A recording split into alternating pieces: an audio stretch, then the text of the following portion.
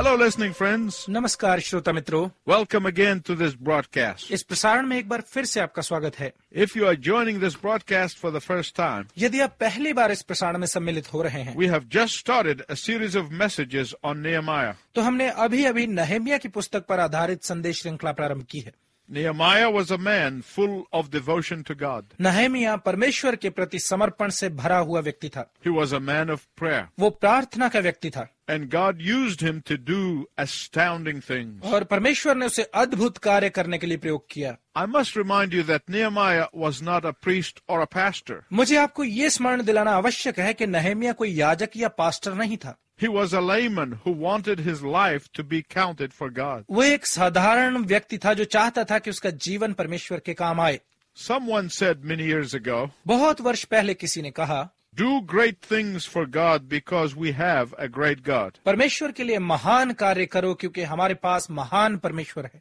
But before you can make a difference, you have to be different. परंतु इससे पहले कि आप कुछ भिन्न कर पाएं, आपको भिन्न होना आवश्यक है। We saw in the last message हमने पिछले संदेश में देखा that for 4 months between December and April, Nehemiah fasted, wept, and prayed before God. कि नहम्याह दिसंबर से लेकर अप्रैल के बीच 4 महीनों तक परमेश्वर के सामने उपवास, प्रार्थना और रोता रहा। Nehemiah did not rush into things, but he waited on the Lord. नहम्याह ने जल्दबाजी नहीं की, परंतु उसने प्रभु की इच्छा जानने की प्रतीक्षा की। What was he doing during this time? इस समय में वो क्या कर रहा था?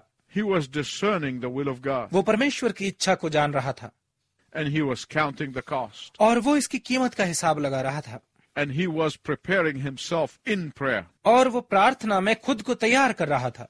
When Jesus commissioned his disciples to preach the gospel to all the world, जब यीशु ने अपने चेलों को आज्ञा दी कि वो जाकर पूरे संसार में सुसमाचार प्रचार करें, he told them to wait until the Holy Spirit had come upon them. तो उसने उनसे कहा कि वो पवित्र आत्मा के उन पर उतरने तक प्रतीक्षा करें। And before you go out and attempt to do great things for God, और इससे पहले कि आप बाहर जाकर परमेश्वर के लिए बड़े बड़े कार्य करने का प्रयत्न करें, you must learn to wait for God's timing. पहले आपको परमेश्वर के समय की प्रतीक्षा करना आवश्यक है। You must learn that God's delay does not mean God's denial. आपको जानना जरूरी है कि परमेश्वर की देरी का अर्थ परमेश्वर का इनकार नहीं है। Nehemiah was praying day and night. नहम्याह दिन रात प्रार्थना कर रहा था। Many of us would have quit by the first month. हम में से अधिकांश ने पहले महीने में ही हार मान ली होती, For many of us, if we did not get the answer immediately, क्योंकि हम में से अधिकांश लोग यदि हमें शीघ्र प्रार्थना का उत्तर नहीं मिलता, we think that God did not want us to have what we pray for. तो हम सोचते हैं कि जिस विषय के लिए हम प्रार्थना कर रहे हैं परमेश्वर नहीं चाहता कि वो हमें मिले। Many of us want overnight success. हम में से अधिकांश एक ही रात में सफल होना चाहते हैं। We don't want to pay the price of sacrifice. हम बलिदान की कीमत नहीं चुकाना चाहते। But I know from my own personal experience that I had to wait for some answers to prayer for 11 years. परंतु मैं अपने व्यक्तिगत अनुभव से जानता हूं कि कुछ प्रार्थनाओं के उत्तर के लिए 11 साल तक इंतजार करना पड़ा। But the Bible also gives us other examples. परंतु बाइबल हमें और उदाहरण देती है, Examples of men of God who persisted in prayer and paid the price. परमेश्वर के दासों के उदाहरण जो प्रार्थना में दृढ़ रहे और कीमत चुकाई। In Genesis chapter 18, उत्पत्ति की पुस्तक 18 अध्याय में Abraham renewed his prayer for Sodom 6 times. Abraham ने सदोम के लिए अपनी प्रार्थना को 6 बार नया किया। Each time he apologized with the words, "Let not the Lord be angry." हर बार उसने इन शब्दों के साथ क्षमा मांगी, प्रभु तू यदि क्रोध न करे।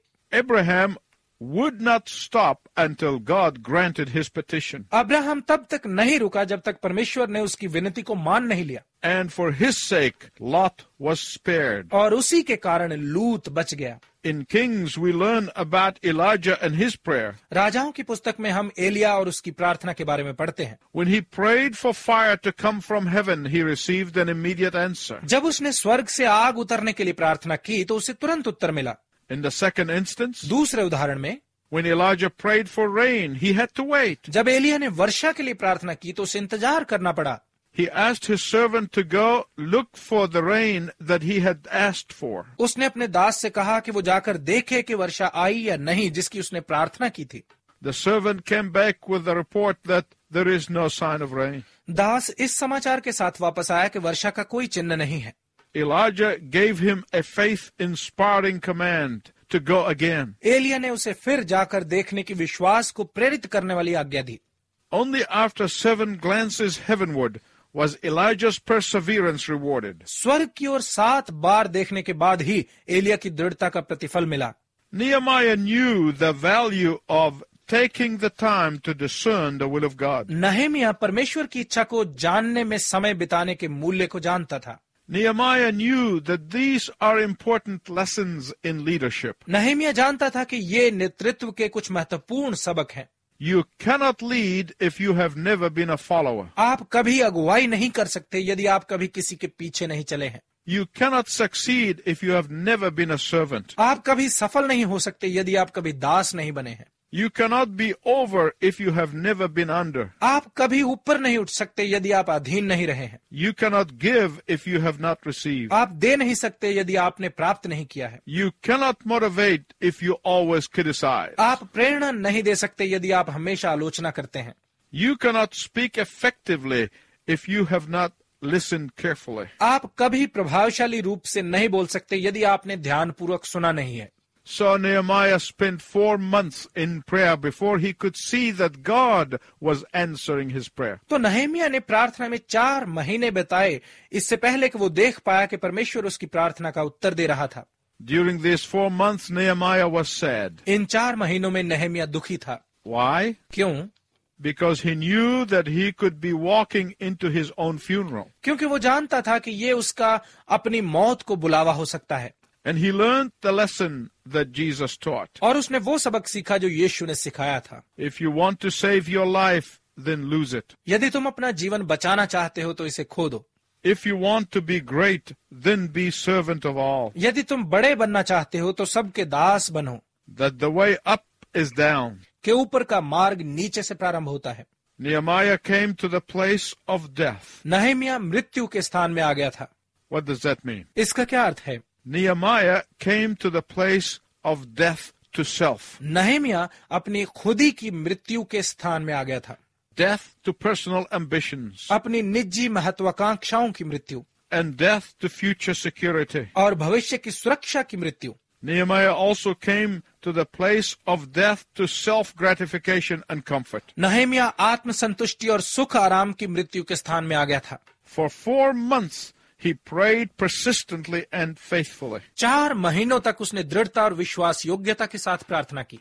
And finally, one day, the burden that God had laid on his heart और आखिर एक दिन वो बोझ जो परमेश्वर ने उसके हृदय में डाला था began to show up on his face. वो उसके चेहरे पर दिखने लगा। His grief stole his smile and pulled down his countenance. उसके दुख ने उसकी मुस्कुराहट छीन ली और उसका चेहरा उतरा रहने लगा। So much so that the king noticed it. इतना ज्यादा कि राजा ने भी भांप लिया। In verse 2 of chapter 2 of the book of Nehemiah, the king asked him what was wrong. Nehemiah की पुस्तक 2 अध्याय के 2 पद में राजा ने उससे पूछा क्या बात है। He said, "Why does your face look so sad when you are not ill? This can be nothing but sadness of heart." उसने कहा तेरा चेहरा इतना दुखी क्यों दिखता है जबकि तू बीमार भी नहीं है, ये और कुछ नहीं परंतु हृदय का दुख है। Now, this was Nehemiah's golden opportunity. अब नहेमिया के लिए ये सुनहरी अवसर था। But notice Nehemiah's honesty. परंतु नहेमिया की ईमानदारी पर गौर कीजिए। In the second part of verse 2 of chapter 2, he said the following. 2 अध्याय के 2 पद के दूसरे भाग में वो कहता है I was dreadfully afraid. मैं बहुत भयभीत था। When the king asked Nehemiah what was wrong, Nehemiah was frightened. जब राजा ने नहेमिया से पूछा कि क्या बात है तो नहेमिया बहुत भयभीत हो गया। His knees began to knock, उसके घुटने कांपने लगे and his heart began to pound, और उसका दिल जोर जोर से धड़कने लगा and his hands began to shake. और उसके हाथ कांपने लगे। The drinks that he was carrying on the tray began to shake and spill. उसके हाथ कांपने लगे और जो प्याला उसके हाथ में था उसमें से दाख रस बाहर छलकने लगा। His mouth became so dry he could hardly talk. उसका मुंह इतना सूख गया कि वो बोल भी नहीं पा रहा था। My listening friends, you need to understand this. मेरे श्रोता मित्र, आपको ये समझने की आवश्यकता है। Just because someone does great things for God does not mean that he never feels fear. बस इसलिए कि कोई परमेश्वर के लिए बड़े बड़े काम करता है तो इसका अर्थ ये नहीं कि उसे कभी डर नहीं लगता। The question is not whether you experience fear, प्रश्न ये नहीं है कि आपको डर महसूस होता है या नहीं, but the question is whether you let your fear paralyze you. परंतु प्रश्न ये है कि क्या आप अपने डर को आपको अपाहिज बनाने देते हैं, Or whether you allow that fear to motivate you to place all of your reliance on God. या फिर आप अपने भय को ऐसे इस्तेमाल करते हैं कि ये आपको पूर्ण रूप से परमेश्वर पर आश्रित होने के लिए प्रेरित करता है। Nehemiah was afraid, but he prayed out his fears. नहम्याह डरा हुआ था परंतु उसने अपने डर के लिए प्रार्थना की। Initially, he let out a quiet scream to the Lord, "Help!" शुरू में उसने प्रभु के सामने छोटी सी पुकार की, सहायता। But because Nehemiah's life was already connected to God for the last 4 months, परंतु क्योंकि नहम्याह का जीवन पहले ही पिछले 4 महीनों से परमेश्वर के साथ जुड़ा हुआ था, the answer came within seconds. तो पल भर में ही उत्तर मिल गया। Nehemiah said to the king, नहम्याह ने राजा से कहा, "Now you have heard about the laws of the Medes and the Persians." आपने मादियों और फारसियों के कानून के बारे में तो सुना ही है।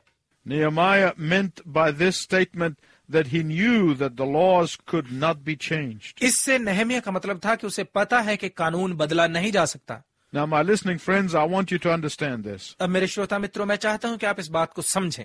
This king stood for the words, the laws of the Medes and the Persians. ये राजा अपने शब्दों, मादियों और फारसियों के कानून का पक्का था। Earlier on, that same king himself had issued an order that the rebuilding of the wall must stop. पहले इसी राजा ने खुद ये आदेश दिया था कि दीवार का पुनर्निर्माण रोक दिया जाए।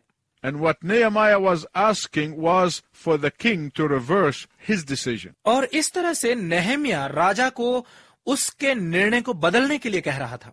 Nehemiah was saying, in effect, नहम्याह असल में कह रहा था, "King, I know you made one of those Medes and Persians rules for the wall not to be built. राजा, मैं जानता हूं कि आप ही ने दीवार का निर्माण न किए जाने के लिए मादियों और फारसियों के कानून में से एक नियम लागू किया था। But I actually disagree with you." परंतु मैं असल में आपके साथ असहमत हूं। Nehemiah could never have spoken to the king of Babylon in this way if he had not been in intimacy with the King of Kings. नहम्याह Babylon के राजा के साथ कभी ऐसे बात नहीं कर पाता यदि राजाओं के राजा के साथ उसका करीबी संबंध नहीं होता। The king could have thrown him out of the palace, राजा उसे महल से बाहर फेंकवा सकता था, or more likely had him killed. या इससे भी अधिक वो उसे मरवा सकता था। But instead, the king startled him. परंतु इसके बजाय राजा ने उसे हैरान कर दिया। He said to him, उसने कहा, "What do you want?" तुझे क्या चाहिए? And Nehemiah probably said to himself, "I never thought you would ask." और शायद नहम्याह ने मन में कहा होगा, मैंने सोचा भी नहीं था कि तू पूछेगा। Let's look at Nehemiah chapter 2, verses 6 to 8. आइए पढ़ते हैं नहम्याह की पुस्तक 2 अध्याय का 6 से 8 पद। तब राजा ने, जिसके पास रानी भी बैठी थी, मुझसे पूछा, तू कितने दिन तक यात्रा में रहेगा और कब लौटेगा? अतः राजा मुझे भेजने को प्रसन्न हुआ और मैंने उसके लिए एक समय नियुक्त किया। फिर मैंने राजा से कहा, यदि राजा को भाए तो महानद के पार के अधिपतियों के लिए इस आशय की चिट्ठियां मुझे दी जाएं कि जब तक मैं यहूदा को न पहुंचूं तब तक वे मुझे अपने अपने देश में से होकर जाने दें। और सरकारी जंगल के रखवाले असाप के लिए भी इस आशय की चिट्ठी मुझे दी जाए ताकि वह मुझे भवन से लगे हुए राजगढ़ की कड़ियों के लिए और शहर पनाह के और उस घर के लिए जिसमें मैं जाकर रहूंगा लकड़ी दे। मेरे परमेश्वर की कृपा दृष्टि मुझ पर थी, इसलिए राजा ने यह विनती स्वीकार कर ली। What was Nehemiah saying here? नहम्याह यहाँ क्या कह रहा था? He said, "I want time off." उसने कहा, मुझे कुछ छुट्टी चाहिए। He said, "I want a leave of absence from the palace with full pay. उसने कहा, मैं पूरी तनख्वाह के साथ महल से कुछ देर की छुट्टी पर जाना चाहता हूँ। Then I want you to give me a decree that you want the wall rebuilt." फिर मैं चाहता हूं कि आप मुझे लिखित आज्ञा दें कि आप चाहते हैं कि दीवार का पुनर्निर्माण किया जाए। But that's not all. परंतु इतना ही नहीं, Nehemiah said, "I want your personal guards to go along with me for protection." नहम्याह ने कहा, मैं चाहता हूं कि मेरी सुरक्षा के लिए आपके निजी अंगरक्षक मेरे साथ जाएं। But that's not all. परंतु इतना ही नहीं, Nehemiah said, "I want you to give me unlimited funds to buy all the timber we need for the temple gates. Nehemiah ने कहा, मैं चाहता हूं कि आप मुझे लकड़ी खरीदने के लिए खुला पैसा दें, जिसकी हमें मंदिर के फाटकों को बनाने के लिए जरूरत है। Then he said, I want all the money it will take to rebuild the city wall. फिर उसने कहा, शहर की दीवार का पुनर्निर्माण करने के लिए मुझे पूरा पैसा चाहिए। I sometimes think that the king had to be impressed. कई बार मैं सोचता हूं कि राजा को प्रभावित करना जरूरी था। My listening friends, you must understand this. मेरे श्रोता मित्रों, आपको ये समझना आवश्यक है। During 4 months while Nehemiah was praying and crying, 4 महीने तक जब नहेमिया प्रार्थना कर रहा था और रो रहा था, he was not doing all of the talking. तो वही सब कुछ नहीं कह रहा था। Nehemiah was listening to God and receiving detailed plans for what God wanted him to accomplish. Nehemiah परमेश्वर से सुन रहा था और परमेश्वर से उस कार्य की विवरण सहित योजना को प्राप्त कर रहा था जो परमेश्वर उससे करवाना चाहता था। And I believe Nehemiah's boldness must have honored the king. और मेरा विश्वास है कि नहेमिया की निर्भीकता से राजा को आदर मिला होगा। My listening friends, this is also true of us. मेरे श्रोता मित्रों, हमारे लिए भी ये सच है। God is honored by our boldness. परमेश्वर हमारी निर्भीकता से आदर पाता है। Our King of Kings has unlimited resources at his disposal. हमारे राजाओं के राजा के पास अपार स्रोत हैं। When we ask half-heartedly or timidly, God is not honored. जब हम आधे मन से या हिचकिचाते हुए मांगते हैं तो ये परमेश्वर का आदर नहीं है। Sometimes I try to imagine what's going on in heaven when a child of God comes to God in prayer and asks. कई बार मैं कल्पना करने का प्रयत्न करता हूं कि जब परमेश्वर का कोई बच्चा प्रार्थना में उसके पास आकर कुछ मांगता है तो स्वर्ग में क्या होता होगा। Oh God, हे परमेश्वर, do something great for your name. अपने नाम के लिए कोई बड़ा कार्य कर, Use me in a mighty way. मुझे सामर्थ्य रीति से इस्तेमाल कर। Then I can imagine the Lord telling the angels, फिर मैं परमेश्वर को दूतों से ये कहते हुए कल्पना करता हूँ, boys, get ready to go down to answer this prayer. लड़कों, नीचे जाकर इस प्रार्थना का उत्तर देने की तैयारी करो। And then I can imagine when the faint-hearted saints begin to say, और फिर मैं कल्पना करता हूँ जब आधे मन से एक संत ये कहना प्रारंभ करता है, well, Lord, if you don't want to do it, I think I understand. ठीक है प्रभु, यदि तू ऐसा नहीं करना चाहता तो मुझे लगता है मैं समझता हूँ। But Lord, if you could only give me half of this, that would be fine. परंतु प्रभु, यदि तू मुझे इसका आधा भी दे देता तो ठीक था। And then I can imagine God saying to the angels, और फिर मैं परमेश्वर को दूतों से ये कहते हुए कल्पना करता हूँ, as you were. जैसे ये था। Nehemiah asked boldly for security, for safety, and for protection. Nehemiah ने निर्भीकता के साथ सुरक्षा और रक्षकों की मांग की। Nehemiah also asked boldly for horsemen and soldiers and for timber. Nehemiah ने निर्भीकता के साथ घुड़सवार, सैनिक और लकड़ी की भी मांग की। Why? क्यों? Because our God is able to do exceedingly great things beyond all that we ask or think. क्योंकि हमारा परमेश्वर जितना हम सोचते या मांगते हैं उससे कहीं बढ़कर कार्य करता है। Our God is ready to give abundantly. हमारा परमेश्वर भरपूरी से देने को तैयार है When you pray according to His will. यदि आप उसकी इच्छा के अनुसार प्रार्थना करते हैं। God will give you more than what you ask for. परमेश्वर जितना आप मांगते हैं आपको उससे कहीं अधिक देगा। The last words in verse 8 of chapter 2 says it all. 2 अध्याय के 8 पद के अंतिम शब्द पूरी कहानी बयान करते हैं। And the king granted them to me according to the good hand of God upon me. मेरे परमेश्वर की कृपा दृष्टि मुझ पर थी, इसलिए राजा ने मेरी विनती स्वीकार कर ली। As I conclude, I want you to notice something very important. समाप्त करते हुए मैं चाहता हूं कि आप एक बहुत ही खास बात पर ध्यान दें। You notice who gets the credit? आप देखिए कि श्रेय किसको मिला। The credit belongs to God, not to Nehemiah nor the king. श्रेय परमेश्वर का है, न नहेमिया और न राजा का। When you are about to give the credit to your hard work or to your intellectual ability, जब आप सारा श्रेय अपने कठिन परिश्रम या अपनी दिमागी योग्यता को देने लगें, remember Nehemiah. तो नहेमिया को याद कीजिए। He said the credit belonged to the good hand of God. उसने कहा सारा श्रेय परमेश्वर की कृपा दृष्टि को है। Nehemiah did not boast, saying, look at what I did. Nehemiah ने ये कहकर घमंड नहीं दिखाया, देखो मैंने क्या किया। Rather, he boasted about God. इसके बजाय उसने अपने परमेश्वर पर घमंड किया। Do you ever boast about God to your friends? क्या आप कभी अपने मित्रों के सामने अपने परमेश्वर पर घमंड करते हैं? The good hand of God was upon me, he said. उसने कहा परमेश्वर की कृपा दृष्टि मुझ पर थी। Commitment to God has its rewards, but it also has a price. परमेश्वर के प्रति समर्पण में प्रतिफल है, परंतु इसकी एक कीमत भी है। And next time, I'm going to tell you all about the price of commitment. और अगली बार मैं आपको समर्पण की कीमत के बारे में सब कुछ बताऊंगा। Please tune in so that we can look at that very important subject. कृपया कार्यक्रम को जरूर सुनिएगा ताकि हम इस बहुत ही महत्वपूर्ण विषय पर गौर कर सकें। Until next time, I wish you God's richest blessing. अगली बार तक मैं आपके लिए परमेश्वर की उत्तम आशीष की कामना